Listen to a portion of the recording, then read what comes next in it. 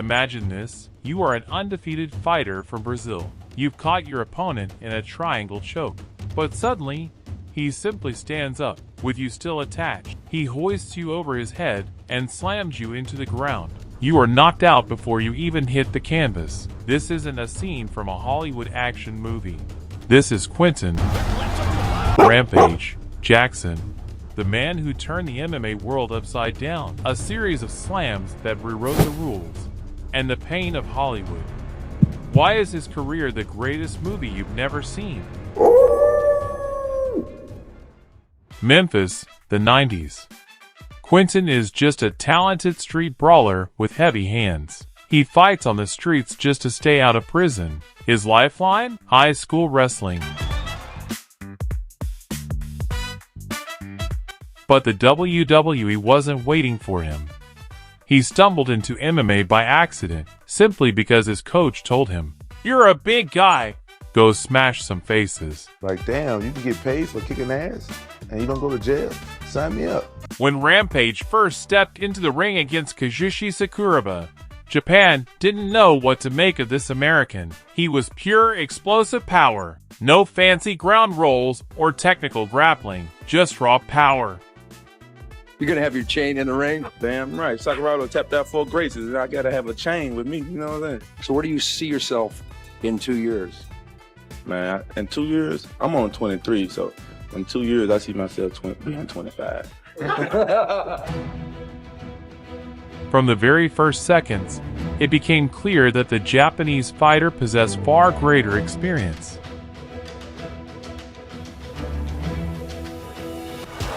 Sakuraba going, get stand there. We go triangle. Jackson refused to give up.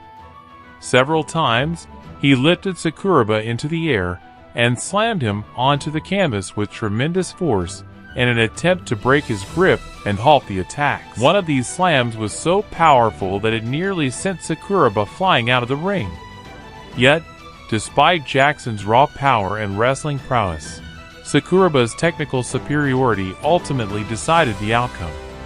At the 5:41 mark of the first round, Sakuraba took Jackson's back and executed a choke hold, forcing the young Rampage to tap out. Nevertheless, on that evening, Jackson proved himself to be incredibly durable and highly dangerous.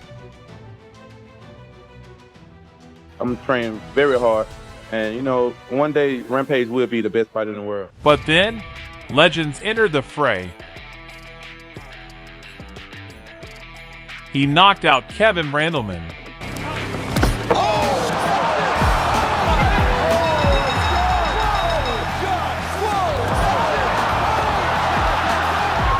I want you, bro. It's gonna be me and you. Okay, it's on. So I don't know, maybe he do have knee injuries because he seemed to be always on his knees, you know what I'm saying? Tokyo, 2003. 50,000 Japanese fans fall silent. Rampage is unleashed. He controls Wanderlei, shooting for the legs, securing takedowns. He's got one arm in between. I think he's pat. There, he's out. Al trying to raise down. There's the knee to the head. It's going to have a serious effect. Oh, that was nice. The referee stands him up. And then all hell breaks loose. 18 knees to the face. No exaggeration. Wanderlei Silva strikes like a woodsman. Rampage tries to cover up, but drops of blood fly into the front row. He doesn't go down, but the referee stops the beating. This wasn't just a fight.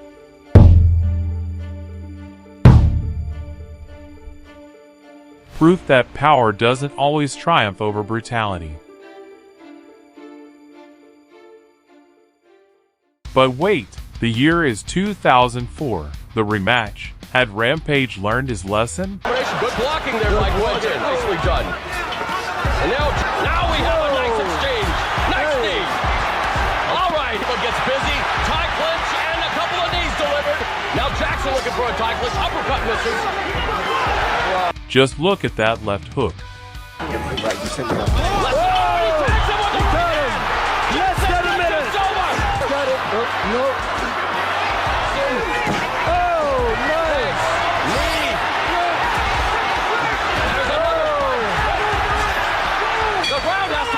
but Rampage rushes in to finish the job and walks right into that monstrous uppercut. 1:45 remaining in round 2, and Jackson walks into a right hand, and he's stunned. He's hit the title down the middleweight tournament. Oh my God! Quinton Jackson has been knocked out. The second fight ended in the very same nightmare. 3:26 of the second round. Rampage hangs unconscious on the ropes. Doctors rush into the ring. It was terrifying. It felt like a curse. The Brazilian was his personal demon, but Rampage doesn't know how to quit. I don't want to come here and make excuses for all my losses, but I can make an excuse for all my losses. But you know.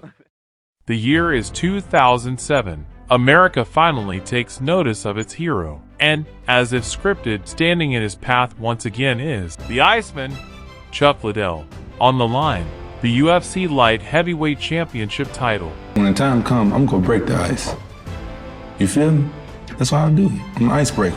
Rampage right in his face. It's all over in 1 minute and 53 seconds. Left up to the bottom. Rampage.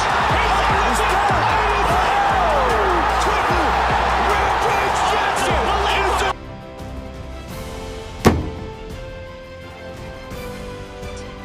Chuck Liddell, the greatest champion in the organization's history, is simply knocked out cold by that very same left hook. Rampage is king. I made about 7 million. Whoa! Off the Chuck Liddell I've never heard that number. Have you ever seen a UFC champion arrested for leading a police chase in a hot dog truck? No, ask Rampage. Fame gave way to scandal. He left, he returned, he fought John Jones. But the beast that used to slam opponents into submission was gone. However, just when it seemed to everyone that it was all over, Rampage reminded us exactly why we love him. A rematch for years after the nightmare. Wanderlei charges forward, as always, but Rampage doesn't back down. One left hook. It's all over. Wanderlei crashes face first to the canvas. The knockout of the year. This wasn't just revenge, it was closure. After this, he could have walked away with peace of mind.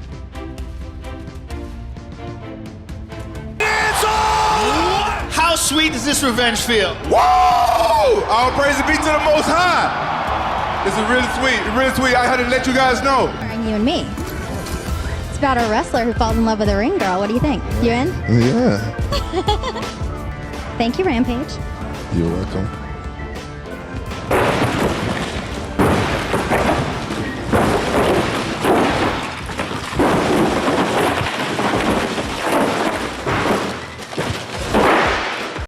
Today, Quinton Jackson holds a record of 38 wins and 14 losses. He is an actor, a pop culture icon, and a man who has weathered both the lows and the highs. But the greatest lesson Rampage teaches us isn't found in his strikes. It lies in this. If you get kneed in the head 20 times, but refuse to give up, you win in the long run. I hope you enjoyed this video.